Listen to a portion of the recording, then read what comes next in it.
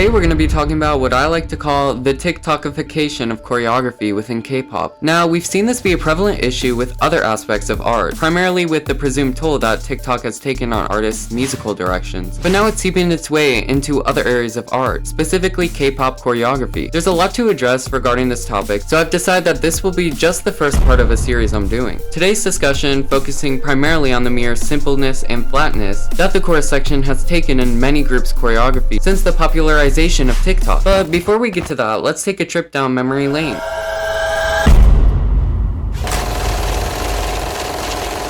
To understand where the trajectory of K-pop choreography was leading us before the implementation of TikTok, we have to start from the very beginning. At the beginning, it was clear that having a decent sense of rhythm was all K-pop companies were really looking for. They were looking for people whose movements could entertain the audience enough to really wow them in other areas of performing. At this point in time, the purpose of a song's choreography was nothing more than a tool for an artist's expression of stage presence. After seeing the widespread popularity of these dances within K-pop, many companies decided to hone in on dancing as a pivotal part of an idol's pre-debut training.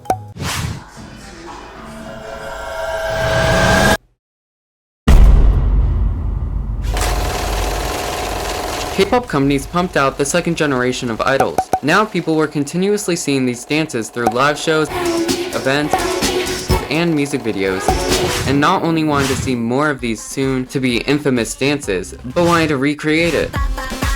K-pop companies capitalized on that and popularized dance practices, which not only further promoted the song, but also showed the choreo in a clear manner that could be easily replicated. So the inspiration behind K-pop dances at this point wasn't anything particularly developed, and can be boiled down to basic hip-hop choreo with a sprinkle of cheerleader jazz. It was enough for K-pop companies to push for more.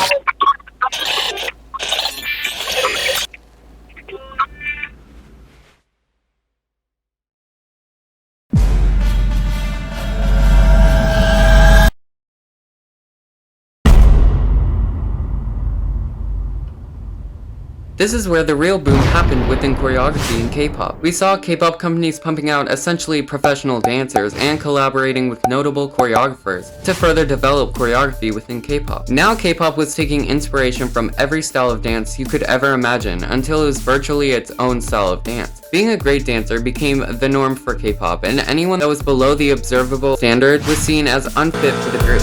As the intensity of the choreography increased, so did the expectations. With all eyes on 4th-gen debuts, the dance standards felt impossible to live up to. Pushing through these expectations, the general public seemed satisfied with all the unique displays of choreography that groups were debuting with. It seemed like the Big Four had mastered their formula for pre-debut dance training and the development of choreography. YouTubers recorded tutorial videos, all kinds of dance challenges were floating around, and it seemed like everyone within the K-pop space recognized and memorized these dances. But then a switch happened. K-pop companies wanted more. They realized how marketable these dances could be on a newly popularized app like TikTok. And that's when a huge shift happened. In my opinion, the chorus section is the most evident and pivotal problem amidst this shift in K-pop choreography. Before I show you examples of dances that have been struck with this curse, let me explain my criteria. In my eyes, dances that haven't been struck by explicit TikTok marketing are ones that are consistent throughout with no drastic change in the chorus section. Does this include dances with simpler choruses where it's clear the entirety of the dance is like that, you might be asking? And to that I would say yes. Does this include groups where their choreography altogether has decreased in intensity over time simply due to stamina and other issues that they didn't have once they debuted? Yes. Does this include groups that are more vocal heavy and focus on their choreography less altogether? I would say yes. Does this? I think you get the point. Now you might be asking yourself, how do you spot a marketable chorus choreography then? And I think the answer is pretty simple. Every time you're suspicious about a dance, just look at a member's fan cam during the chorus section, and if the camera is pretty much stationary all of a sudden, then you've got your answer. Talking more specifically, if once the chorus section starts, then you got a pretty good idea of what the company is trying to do. With that out of the way, here are the examples.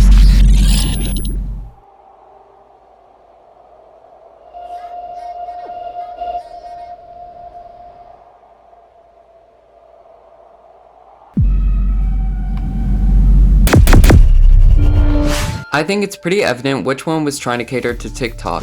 Before La Lisa's chorus starts, you can clearly see how much more dynamic it is. There's a plethora of active movements and different levels within these sections, and even though it's still a little lackluster when remembering that this is the dance given to the main dancer of Blackpink, you can still see the clear toll that happens once we arrive at the chorus. The moves are suddenly static, all the backup dancers are suddenly doing the same thing as Lisa, just so we aren't confused as to what moves they want us to be doing. There's no levels, and the couple of moves given are repeated over and over as if it's a Just Dance dance. Now this is obviously zero hate to Lisa, none of my videos are ever going to be pointed at the members, but I'm also putting little blame on the choreographer either. Every critique given in this video is pointed directly at the company themselves. My belief is that the company pushes the choreographers to make a piece against their original intent just to fit the company's promotional objective in these dances. So don't misconstrue what I'm saying. But if you still have a problem with me critiquing the companies, then I don't know what to say. At least I'm hating on all of them equally. Anyways, I'd argue this attempt at forced virality failed to a certain extent, because the dance I saw go ultra viral was not La Lisa's dance. It was instead Money. I saw everyone attempting this dance because the moves were satisfying and looked fun to actually dance, especially to the general public. The biggest problem with these companies is they assume that random TikTokers are gonna want to do their K-pop dance just because it looks similar to the dances they regularly perform on their platform. If you blend in too much, then there's no incentive to want to do the dance, especially with an unrecognizable genre. With Money, everyone was doing the choreography because it looked satisfying and they wanted to replicate that. The uniqueness caused a source of intrigue. People are looking for a challenge, and when they can successfully accomplish a complete piece of choreo that looks satisfying when done, they'll be more willing to share it online. With aespa, it's harder to find an example of a title track that isn't trying to cater to TikTok, so I had to delve into their B-sides. Salty and Sweet has a lot of fluidity throughout, and the clearest indication that it's not catering to TikTok is the fact that this fluidity remains once the chorus section starts, and doesn't leave like some of their dances. Savage. With Illusion, the focus is mostly on their footwork during the chorus, and most TikTokers won't want to do dances that require showing their entire body, so it's easy to tell that they weren't the audience it was catered to. Keeping that in mind, let's talk about their title tracks. With their title tracks, the change in the chorus is so abrupt that almost anyone could tell. Savage at least has moments of fluidity and complex leg movement before the chorus, but once the chorus starts, that's all thrown out the window. Next Level is pretty much the exact same with its issues, so it's clear the company must be attached to this method. Wait, isn't there one I'm missing?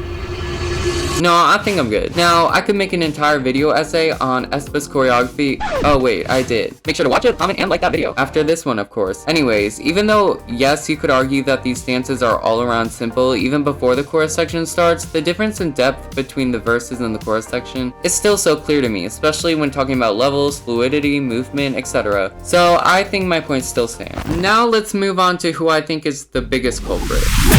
Like, girl, how do their choruses go from this to this? G-Idol doesn't even market themselves to be a dance group like LE SSERAFIM, Everglow, and ITZY do, but the shift is still so evident. In Tomboy, they use so many formations and different levels before the chorus starts, but once the chorus starts, that's just gone. Before the chorus, I don't think there's a single moment where the girls are doing the same thing as each other.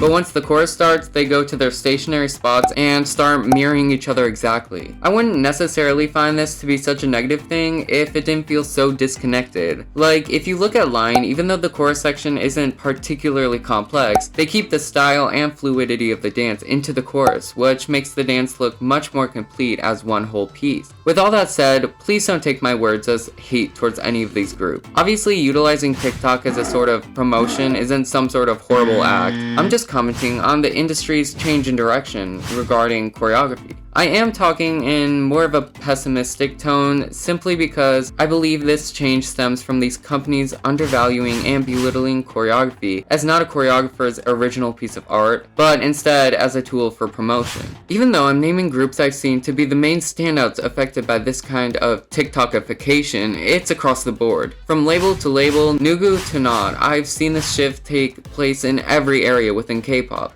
Case by case, this isn't a huge deal, but looking at the greater picture and seeing the trajectory dance was taking within K-pop before this point, it's overall disappointing to see. It felt like the quality of choreo produced by these companies was only increasing with time. But it seems like the implementation of TikTok has taken us back a step, which is really sad to see. If you guys like this video, then please like, it helps out a bunch. Subscribe if you want to see more videos like this, and comment other videos you want me to do. That's it for now though, bye!